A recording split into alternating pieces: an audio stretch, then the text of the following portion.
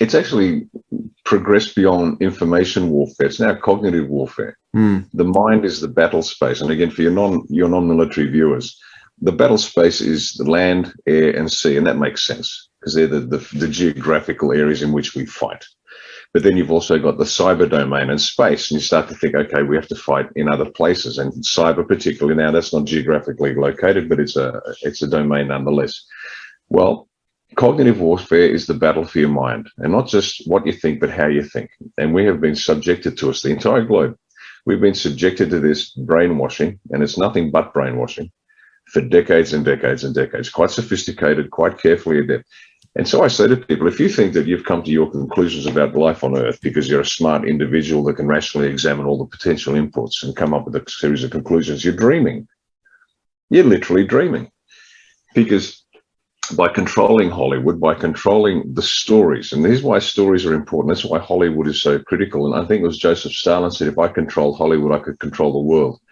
Because when you tell a story, the listener willingly suspends their disbelief. They say, okay, I know it's nonsense, but I'm going to go with it because the story's interesting. And so it bypasses the prefrontal cortex of the brain, that rational analysis machine in the front of your head. And it goes straight to the back of the brain, and you accept even the most nonsensical story. Now, you do this decade after decade after decade, and you start when the kids are young, and you pump out the most ridiculous nonsense.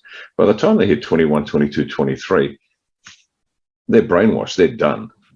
Now I'm lucky. I'm 61 years old, so I've been around the block a few times. I was raised in a very different world to the one in which we're living now, and I'm grateful for that.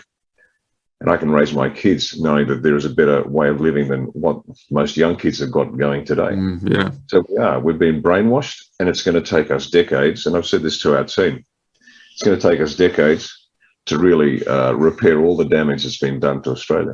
From basically European intellectual inquiry into what the heck happened in Germany in the 20s and 30s. Very intelligent, highly educated population, and they went barking mad. And how did that happen?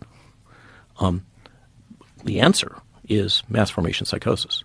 When you have a society that has become decoupled from each other and has free-floating anxiety and a sense that things don't make sense, we can't understand it, and then their attention gets focused by a leader or a series of events on one small point, just like hypnosis, they literally become hypnotized and can be led anywhere.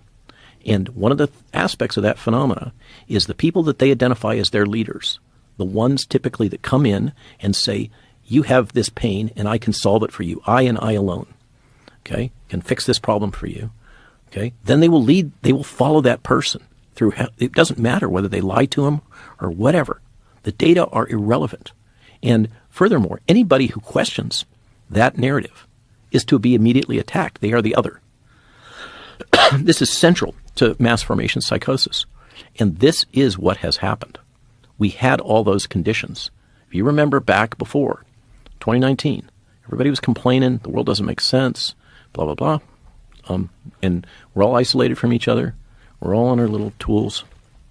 We're not connected socially anymore, except through social media. And then this thing happened and everybody focused on it. That is how mass formation psychosis happens. And that is what's happened here.